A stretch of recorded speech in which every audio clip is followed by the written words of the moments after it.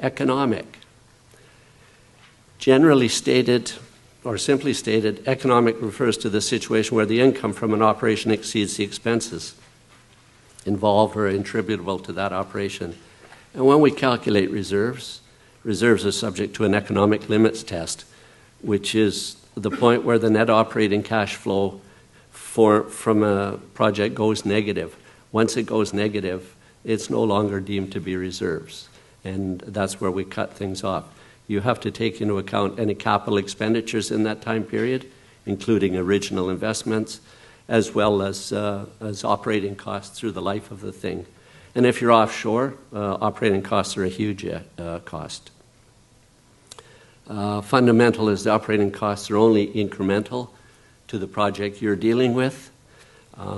If it's a big oil company with several assets, say in a region, the reserves, the operating cost is only related to the entity in question that you're dealing with. So where it gets even more complicated is uncertainty in what is down there makes resource volume estimates ambiguous. There's 2 wells, I call them there, with the arrows on the top. You could say we've drilled 2 wells. The yellow is what we would call a reservoir sand.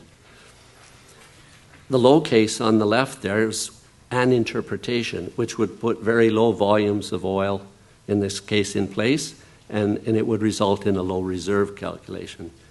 If you go to the high case, which is with the same amount of data, but maybe some other data that led people to believe that there's more down there, you get a number significantly higher. When you've only drilled 2 wells, you don't know which is right. And in fact, you won't know until you're done.